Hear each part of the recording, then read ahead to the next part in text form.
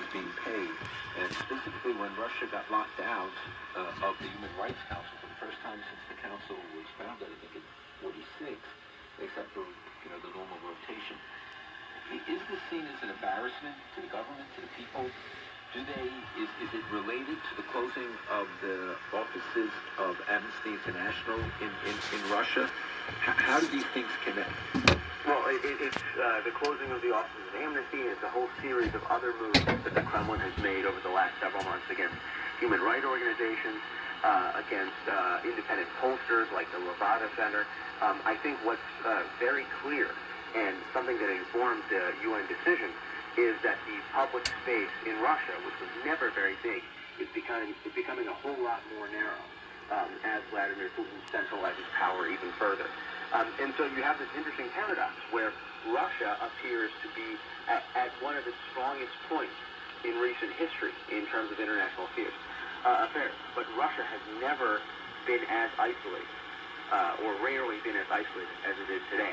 And that's a pretty heady combination, but it's also a pretty volatile combination, because a Russia that feels like it's being ostracized by the world is likely to be more Brinkman-like in terms of how it relates to it. But there's a Russia that has now a base in Tartus, in Latakia. It's building a base in Tartus that's meant to be permanent, yes. And it looks like a permanent base in Tehran.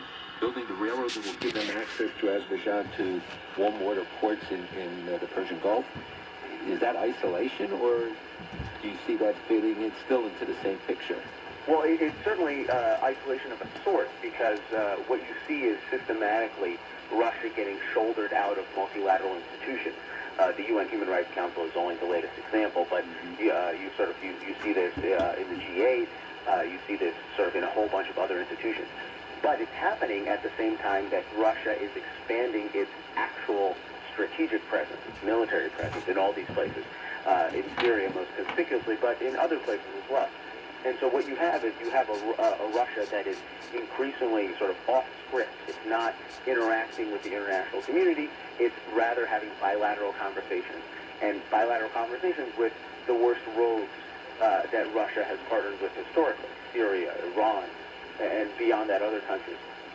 And so what you have is a very volatile mix of political unaccountability, but strategic adventurism.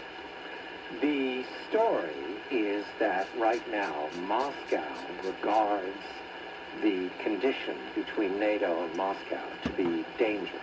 And the story is they went through, I think, a 4-day exercise planning on an attack on Russia, a nuclear attack. The story is that routinely on Russian television, the Russian people are told that things are alarming and confrontational, especially along the Polish frontier and the Baltic states. Is that to empower the regime, or is that sincere? It's difficult to measure when you see it on RT television. How is it seen in Moscow? So I think it's much more strategic communication. It's much more weaponized information than it is an actual fear. That being said, there's a long-standing sense of siege in Moscow. If you're Russian and you look at the the expansion of NATO to the east, you look at the sort of expansion of the United States as a result of the war on terror to the south, there is a justification for feeling like you're being encircled. However, this conversation that Russians have been having of late about NATO expansion, about the rising threat of thermonuclear war, this is something that's being ginned up. It's being fanned for public consumption. And the way you know this is because more and more you have sort of serious Russian officials, Kremlin officials, who have begun to try to dial this back a little bit, including going so far as to say that Russian state propagandists, like Dmitry Kiselyov, the chief media czar, is likely to be reprimanded as a result. What that suggests is that the Kremlin understands that there's a space beyond which, if it continues to escalate this rhetoric, it gets into a really uncomfortable strategic position.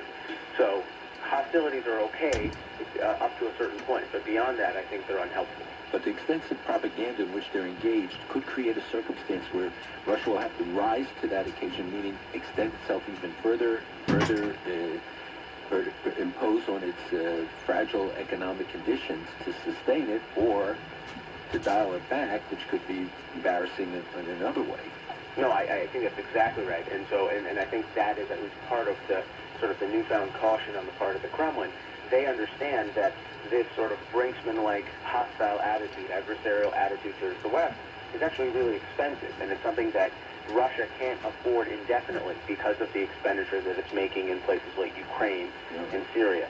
So hostility is okay, but unbridled hostility is very expensive. Will the next president have another reset button?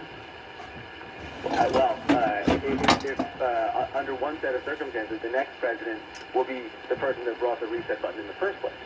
So, because after all, Secretary Clinton was the one that delivered the reset button in March of 2009 to her counterpart in the Russian Foreign Ministry. So I think there is a real problem here because there isn't a lot of creative thinking on either side of the political aisle about what Russia wants, what Russia is really like internally, the fact that sort of they're enormously adventurous in terms of foreign policy, but enormously weak in terms of domestic structure, and what to do about it. And I think there's been far too little creative thinking about this on both sides of the aisle. Final question, Eli. The intervention in the American political process, making it easy for us to know that it had FSB or GRU fingerprints, is that regarded as a success in Moscow? Did they get what they wanted? I think, sort of in the larger sense, the Russian information operation, as they would term it, with regard to the U.S. election, was designed, it was built all around instilling doubt among Americans in the strength of American democracy. If you look at the type of sort of the media circus that surrounds the election now, I think if you're Russian, if you're a Russian propagandist, you're looking at this, and I think you think this is an unqualified success. Elon Berman. Now from home, unqualified success now. Unqualified. American Foreign Policy Council in Washington, D.C. I'm John Baxter.